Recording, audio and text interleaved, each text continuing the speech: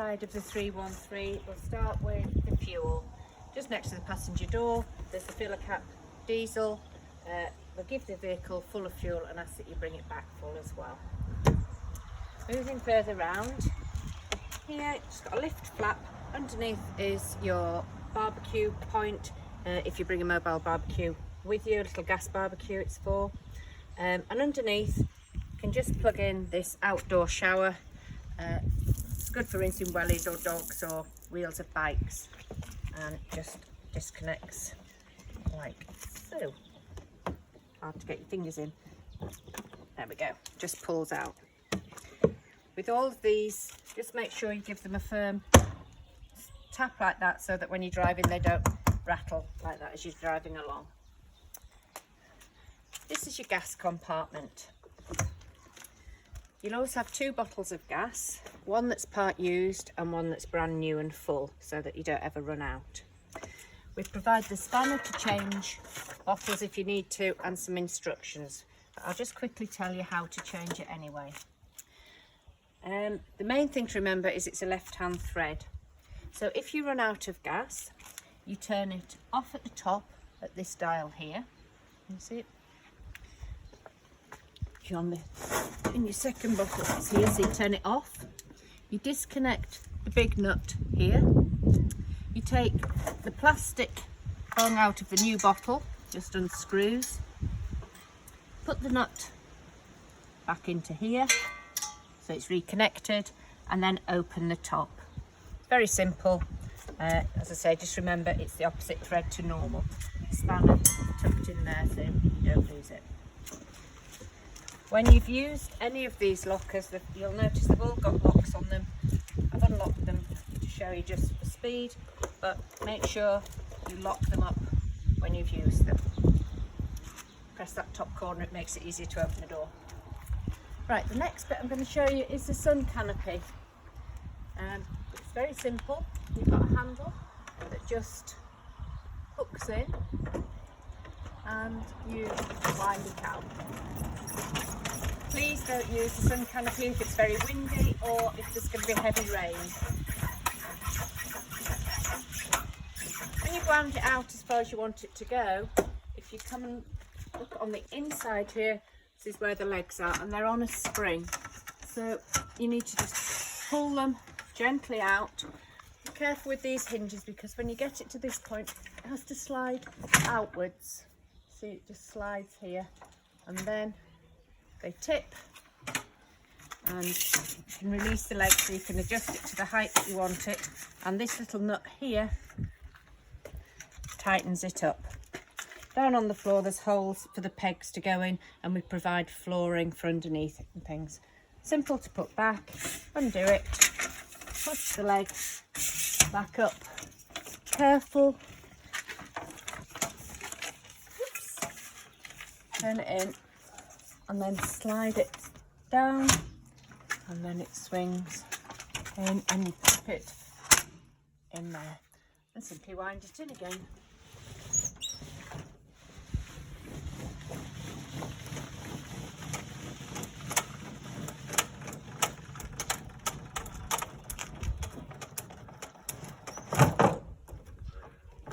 So, this handle is kept in the garage, and while I'm showing you the outside of the van, I've folded up the bottom bunk bed. Just fastens with a clip here, folds down to make the base of the bed, but if you're not using it, or if you want to get into the garage, you can just clip it up. In here we've got levelling ramps. If you're on an uneven pitch and you want maybe 2 at the front or 2 at the back or 2 at one side, just to keep you fairly level. The gas works better if the vehicle's level. Just put this one away. You'll see you've got everything in here. You've got your deck chairs, you've got a picnic table. This bag has the mains cable in, but we're plugged into the mains at the moment. I'm going to walk you around the other side to show you some of the other things. It's got a 3 bike rack on the back. I can easily show you how to use that when you come to pick it up if you're not sure.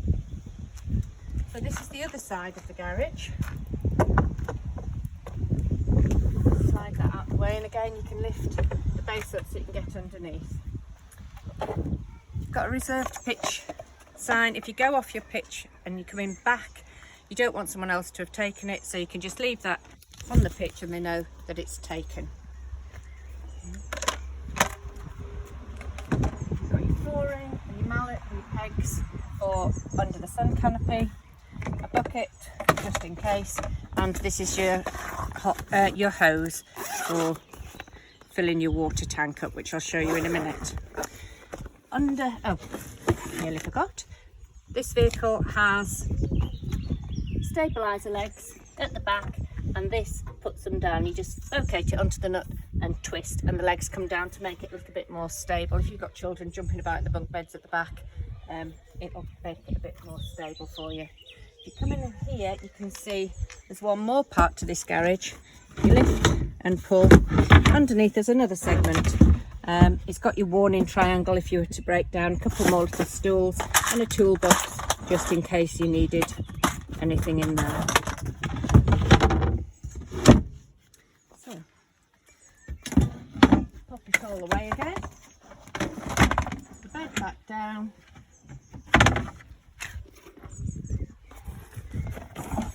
and again remember to lock up before you drive off always. There's only one key on the Bennimar that does all the lockers, this small one. You turn the handle, push it in, and then lock. So turn the handle, push it in, and then lock. There we go. This little sign here shows you that that's where the wastewater is. Any water that you use in the motorhome, apart from the toilet, goes into the wastewater tank. So that needs emptying. If you've filled your freshwater tank up and run out of water, then your wastewater tank is going to be full. So there's a handle under here which you very simply pull outwards, and then the water comes out from underneath. There should be a wastewater drainage point at the campsites. Toilet.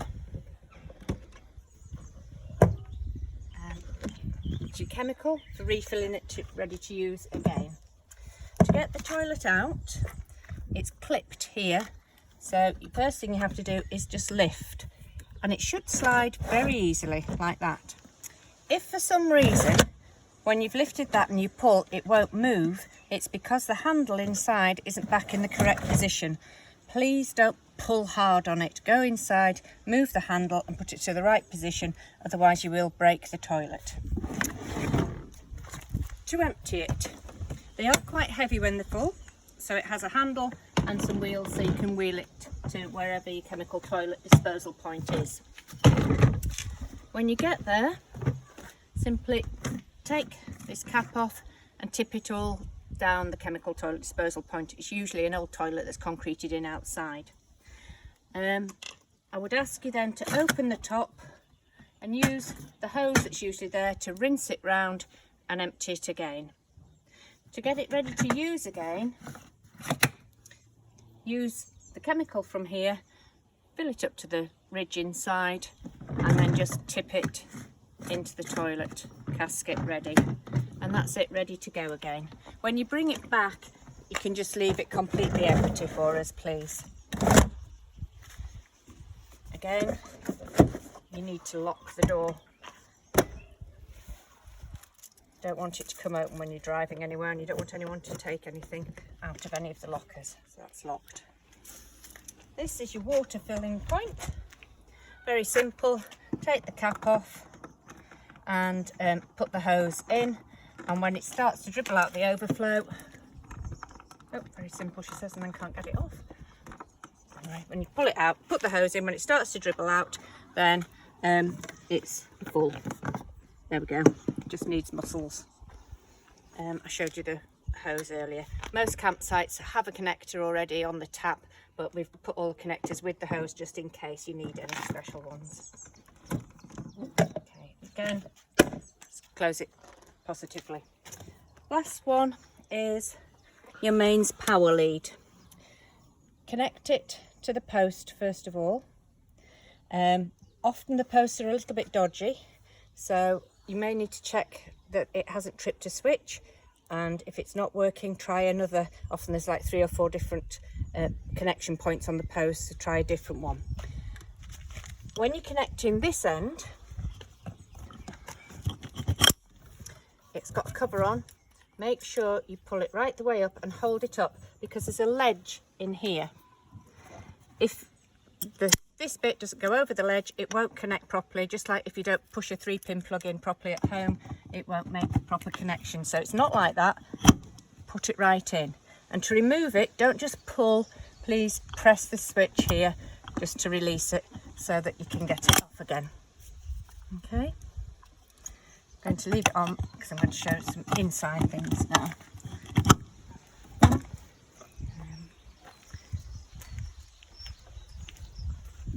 That's 313.